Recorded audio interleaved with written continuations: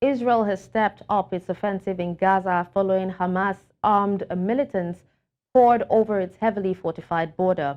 The decades-old conflict between Israelis and Palestinians entered uncharted territory this week as Hamas gunmen killed more than 1,200 people, wounding thousands more in a coordinated rampage where they also took over 150 hostages. Similarly, Gaza's humanitarian crisis deepened Thursday with warnings that people are at risk of starvation after Israel withheld essential supplies from the enclave. In a press conference with the U.S. Secretary of State Anthony Blinken in Tel Aviv on Thursday, Israel's Prime Minister Benjamin Netanyahu said Hamas should be crushed and spat out from the community of nations.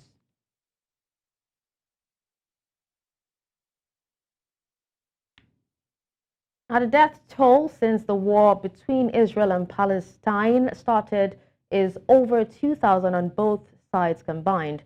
Now, we actually have our guest in the studio to actually talk about this because Israel talks about having an all-out offensive on Hamas, and they have blocked the supplies of food, aid, and energy.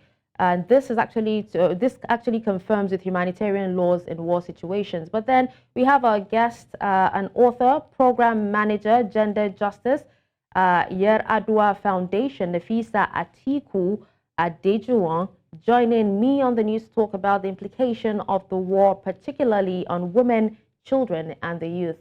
Good morning. Thank you so much for joining me, Nafisa. Good morning. Thank you for having me. All right, now women and children are the two most vulnerable groups who suffer when it comes to conflicts or even wars. Surveys have it that more than half of the world's conflicts-related refugee population is made up of women and children. What are the likely dimensions to the impact of the Israeli-Palestinian conflict on women and children? Wow, thank you so much for that great question. So, unfortunately, we're seeing a war of multi-dimensional proportions. We don't exactly now know how it's going to pan out. We can only pray for peace, right, in the Middle East.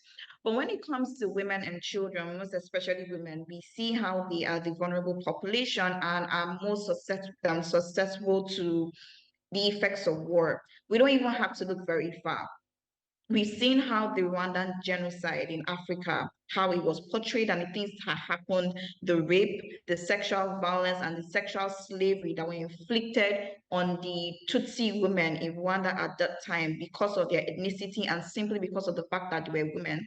We had instances when women were raped, gang raped, individually raped, and even sexually molested with inanimate objects like bottles and sharp objects, right? So these are things that happen during war, right? And the effects are multidimensional. We think of the mental health dimensions, we think of the pregnancies that happen, we think of the sexually transmitted diseases such as HIV, gonorrhea, syphilis, etc. We think of the impact on the future and the dreams and the aspirations of these women and children. And we have to, emphasize at this point that women's rights, especially within times of war and conflict, are international human rights, right? And we have to emphasize that to the international actors. They might be on different opposing sides of the table, right? We say when the elephants fight, it is the grass that suffers. So in other instances, in this particular instance, when two nations are at war, it is the women and children that suffer the most. We talk about instances of not just even sexual violence, but even access to food, access to water, access to things that ensure that they can have clean hygiene. Think of the health dimensions when you're not able to keep yourself clean, the sicknesses that happen. So this is just a very brief overview of what women and children go through in times of war and conflict like this across the world. Now, Nafisa, let's relate it to, the insecurity happening in some parts of Nigeria. Now, as Yeah. the author, program manager of gender justice of your Adwa Foundation, can you tell us what is the role of non-governmental organizations like yours in the rehabilitation, reconstruction, and reconciliation of women and children affected by such conflicts? Wow, that's a great question. So we have been we have been hammering on this advocacy that when it comes to peacekeeping and mediation processes, especially in the north, now women need to be elevated to the point of having a voice in these processes. You simply can't have men around the table deliberating on how peacekeeping should happen, mediation should happen. There's data, there are statistics that show that women should be at the table, not just because they are the ones that are affected the most, right? But there is an inherent capacity and capability for them to intricately understand the issues, the different dynamics, and how it affects the society overall. Because social norms and cultural stereotypes dictate that women are the homeowners, they are the caretakers. So, in an instance of war and conflict in any dimension, guess who will be the ones that will suffer the most? The women. That is why it's important that we have their voice on the table. So, at least I can speak from my own end, at the Yar'Adua Foundation, we are working on an advocacy to foster the inclusion of women, right, in Kano State in terms of peacekeeping and mediation processes. And that's done through advocacy, stakeholder meetings, and liaising with the cultural, traditional, and religious rulers in the region, right? So if you ask me, just to answer your question, what do CSOs have to do to make sure that women are included in these conversations?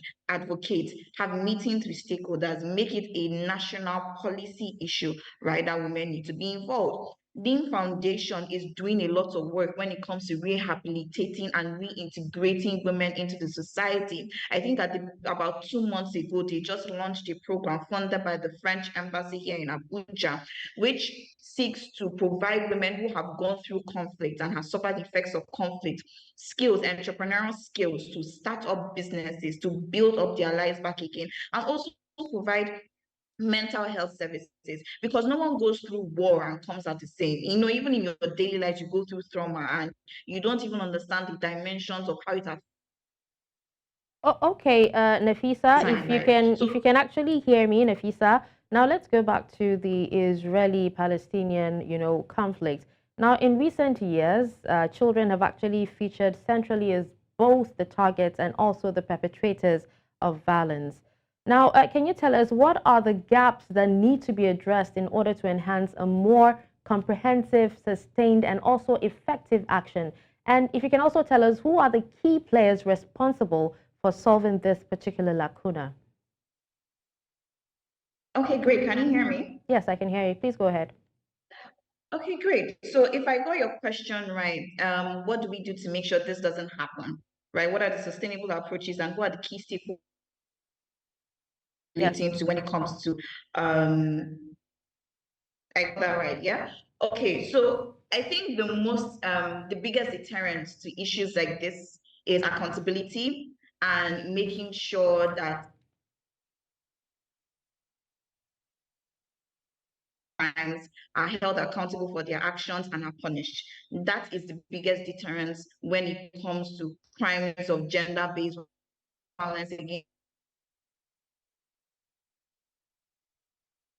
All right, Nafisa, thank you so much. We seem to be having an issue with your audio, but thank you so much for joining us, Nafisa Atiku-Adejuwon.